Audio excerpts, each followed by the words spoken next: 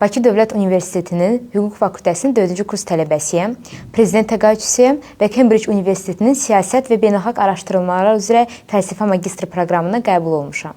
Bir sıra uğurları qazanmaqda ən çox mənə kömək edən vərdişlər düşünürəm ki, hər zaman intizamlı olmaqdır. Çünki motivasiya müvəqqəti bir şeydir və motivasiya bitdiyi an hər zaman disiplini qorumaq, intizamla o istədiyin, sevdiyin işlə məşğul olmaq, davam etdirmək çox vacibdir.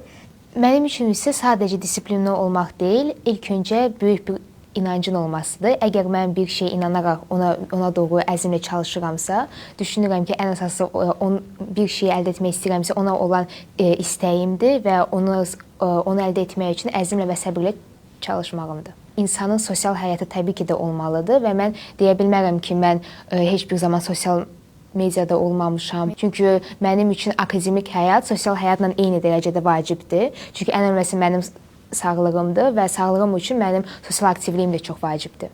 Əlbəttə ki, akademik həyatla yanaşı sosial layihələrə qoşuluruq, dərsdən kənar fəaliyyətlərlə məşğul oluruq. Əlbəttə ki, sosial həyat dedikdə də nə nəzərdə düşüldüyünü də fikirləşmək lazımdır. Çünki zənnimcə sosial həyat ailənlə, yaxınlarınla vaxt keçirmək, sevdiyin hobbilərlə məşğul olmaq kimisi üçün musiqi ola bilər, kimi üçün idman ola bilər və əlbəttə ki, düşünürəm ki, sosial mediada, internetdə vaxt keçirməkdənsə canlı olaraq yaxınlarınla vaxt keçirmək daha xeyirlidir. Biz nə qədər də bütün 11 il boyunca və institut vaxtı sadəcə rus dilində oxusaq da, biz ailəmizdə, qohumlarımızda sadəcə Azərbaycan dilində danışırıq və düşünürəm ki, iki dil bir-birinə qarşı deyil. Çünki rus dili bizim sadəcə tədris dilimizdir, Azərbaycan isə dövlət dilidir, doğma dilimizdir. Mənim üçün xarici universitetə hazırlaşanda ən böyük çətinlik ixtisaslı qərarlaşdırma idi.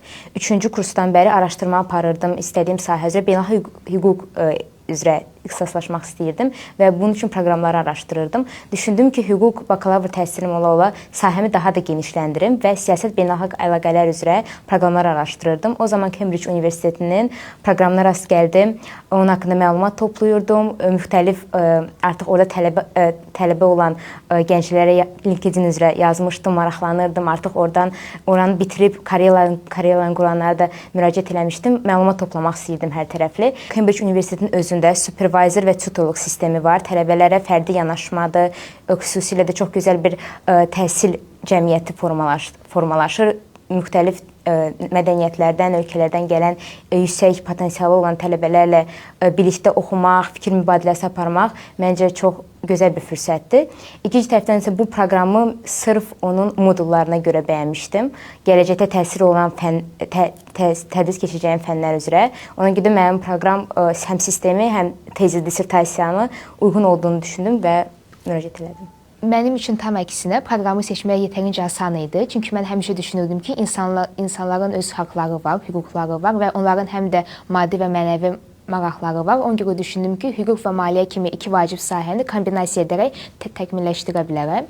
Və Oxfordun bu proqramının həmin anda görən kimi bildim ki, yəni oranı istəyirəm. Bunu da qeyd edeyim ki, yəni IELTS imtahanı mən ilk dəfədən vermədim, yəni alınmamışdı. Amma o zaman da anam mənə demişdi ki, əgər Allah sənə bir şey qismət etmirsə, demək sənin üçün ən gözəlini hazırlayıb. Elə də oldu. Yəni mən ilk dəfə toplamışdım 7.5. Əslində o tamamilə düzgün idi, yəni qəbul almaq üçün. Amma mən istəyirdim ki, 8 olsun ki, tamamilə əmin olum ki, beynəlxalq üzrə yəni dil bilgim təsdiq olunub. Məndə 8 almaq alındı və onda da mən ondan sonra başa düşdüm ki, yəni heç nəyə görə həyəcanlamaq lazım deyil. Ən çətinlisi və həyəcanlısı cavabları gözləmək idi. Çünki 2 ay boyunca yəni sən hər şeyi hazırladın, verdin, həmişə təşvişdə olursan, həyəcanlı olursan, amma o 2 ay ərzində sən heç nə etmirsən. Çünki sən nə edə bilərsən ki, artıq hər şeyi göndərmirsən və cavab gözləyirsən. Oxfordda nəyə görə seçdim? Çünki Oxfordda Cambridge-dən təxminən daha sərt bir akademik sistem var və mən həmişə düşünürəm ki, nizam-intizam çox vacibdir. Təbii ki də bilirəm ki, yəni bu nüfuzlu universitetlərdə, bütün universitetlər olduğu kimi sosial aktivlik var və sosial aktivlik təkcə universitetdən asılı deyil, tələbənin özündən də asılıdır. Universitet bir imkan sənə verməsə də sən özün proqramları araşdırıb orada iştirak edə bilərsən. Amma mənim üçün ən əsası akademik biliklərimi təkmilləşdirmək idi. Cambridge-də, Oxfordda onlar daha çox akademik nəticələrə baxırlar. Bizim ortalama balımız da yetərincə yaxşı idi deyə, ona görə də ona diqqət edirdilər. Həm də hər universitetin öz tələbləri var idi. Mənim orada elmi işdə tələb etmişdilər. 2000 söz təxmini olmalı idi, amma yəni mən orada bir elmi işini ekstrakt olaraq göndərmişdim. Məncə ən əsası biz universiteti inandırmalıydıq ki, bu bizim ilk və son seçimimizdir. Çünki əgər universitet, xarici institutlarda görürlər ki, sən oranı istəyirsən, onlar sənə daha çox şans verirlər və onların tələb etdiyi hər şeyi, yəni dəqiqlikcə eləməyə çalışdıq. Məncə başqalarına məni fərqləndirən məqam o idi ki, mən sırf bu ixtisasa can atırdım. Yəni oranı çox istəyirdim və tək hədəfim o idi. 3-cü kursdan bəri onun üçün hazırlaşırdım, çalışırdım dərsdən kənar bütün fəaliyyətlərimi o ixtisasıma uyğun olaraq planlaşdırım, o fəaliyyətlərlə məşğul olum və artıq onlar da qiymətləndirəndə görsünlər ki, mən bir yol seçmişəm və o yol üzrə irəliləyirəm. Mən sırf oranı çox bəyənmişdim, oranın proqramın, orada təhsil mühitin, o modullərdə tədris almaq, o müəllimlərdən tədris almaq və başqa heç yer məni o qədər cəlb eləmirdi. Ona görə düşünürəm ki, ən gözəli bir neçə yerə verməkdənsə sırf istədiyin, bəyəndiyin yerə verəsən və bütün fokusunu ora yönəldəsən. Beynəlxalq iqtisadi hüquq üzrə peşəkar mütəxəssis olmayı düşünürəm. Dövlətə qəbul proqramı qazanıb, xaricdə təhsilimizi bitirdikdən sonra gəlib bütün analitik və beynəlxalq praktikadan aldığımız bilikləri Azərbaycanın maliyyə sisteminə və təbii ki, də hüquq sisteminin inkişafına yəni töhfə verməyi düşünürəm. Mən gənclərə tövsiyə edərəm ki, onlar hər zaman özlərinə inansınlar ki, onların əldə edəməyəcəyi heç bir şey yoxdur və heç bir şey də imkansız deyil.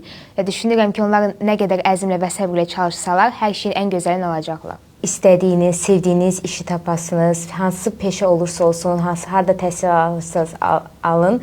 Əsas odur ki, vətənə, ailənizə və özünüzə fəxr olacaq bir Azərbaycanlı olun. Hər zaman Azərbaycan gəncləri birlikdə olsun və vətənimizi inkişafa doğru aparsın. Mən Ağdamlıyam və gələcəkdə bir Ağdamlı kimi qürur duyaram ki, Qarabağda, Ağdamda iş imkanım olsun, orada karyera qurum və uğur qazanım.